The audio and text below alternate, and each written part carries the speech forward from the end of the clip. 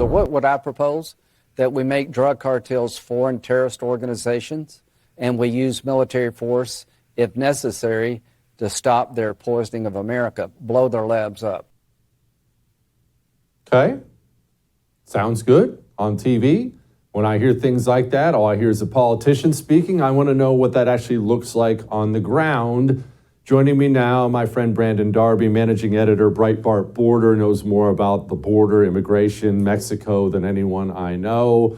All right, Brandon, look, I'm not going to speak specifically about what Lindsey Graham just said there, but this is something that I've seen catch, for some reason, mainstream on the right. Oh, send in the military! Brandon, would you please, the floor is yours, would you please go ahead and elaborate on the geniusness of that? Yeah, so I'm going to say it's a bad idea to talk about sending in troops, invading Mexico, launching missiles into Mexican communities. I think these are not good ideas. And I'm happy to back that up, happy to explain why those are bad ideas, right? But the first and foremost, when people talk about blowing up cartels, what they don't understand is that cartels are so integrated into the community in some places, in most places across Mexico, that you couldn't really blow up a cartel member without blowing up a bunch of women and children. That's generally not the kind of thing that you would do unless you felt like those women and children were less than you, right? So that's not a good idea to do that. And then on top of that, we're in a situation right now where China is competing with us for Mexico. They want Mexico to be in their sphere of influence. China, it was Huawei that got Mexico's communications infrastructure. It wasn't the U.S., even though the U.S. has companies to do that. China's getting a lot of Mexico's infrastructure projects. Some would say that some of the infrastructure projects the U.S. is trying to do are getting stalled by people who are loyal to having China doing those infrastructure projects. So Mexico is no longer in a position where the U.S. can just say, hey, we're going to do this, and you're going to take it, and you're going to do what we want. As Mexico, the parents are divorced, right? And Mexico can go to the other one and say, hey, daddy told me I can't have that. Can you give me that? And they can do all kinds of things. They're not powerless in this situation.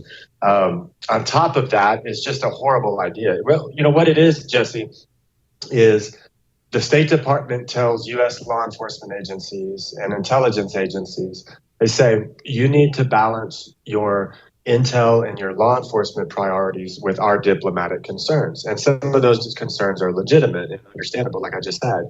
But I think a lot of times it isn't. It's kind of set up in a way where people, they come from the U.S., they go to the State Department in Mexico, they're doing like a 2-year assignment. They have to list out a bunch of agenda items that they want to accomplish. Well, they figure out who they need to accomplish it.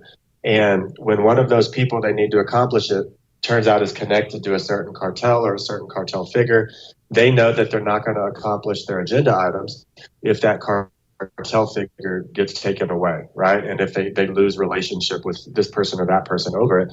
So it's really a State Department issue that I think on our part, at least on our side of the street, that causes the most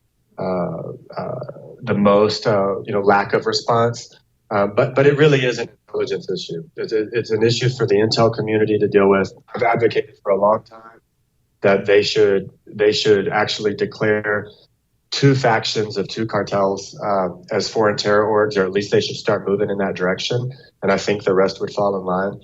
You can't declare all Mexican cartels as terrorist organizations, A, because they're not, and they don't act like terrorist organizations, some of them, but also because it's so interconnected into Mexico's politics that you would destroy Mexico, and then we would have a vassal of China on our border, a very unsecured border at that, or a very porous border.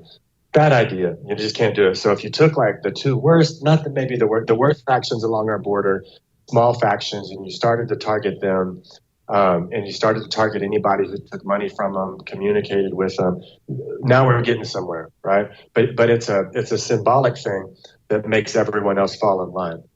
so that some of the worst behaviors associated with these transnational criminal organizations cease to happen.